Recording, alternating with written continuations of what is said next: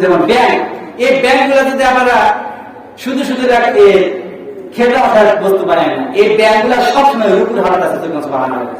সাপ এবং গুণ সাপ সব সিজদা আছে। আল্লাহ বলতেছে এটা আমার আইন মানতে বাধ্য। এই আইনের বিরুদ্ধে কখনো অন্য একটা আইন দেখছেন কখনো? গরু কখনো গরুর আইন মানে, ব্যাংক কখনো ব্যাংকের আইন মানে? তাহলে মানুষ হয়ে কেন আমরা মানুষের আইন মানে ধরে করেন? মানুষ হয়ে মানুষের আইন মানে তো আমরা মানুষের দাস হয়ে যাবো, গোলাম হয়ে যাবো, ঠিক না ভাই? এর জন্য আল্লাহ বলেন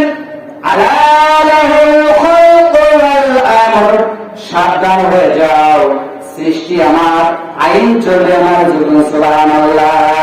ইল হুকমু ইল্লা লিল্লাহ। আমার মানুষের উপরে, আমার মানুষের উপরে, আমার জমিনে একমাত্র আইন চলবে কাকে বলেন? আমরা আল্লাহর আইন ছাড়া কারো আইন মানি না, ঠিক না বলেন?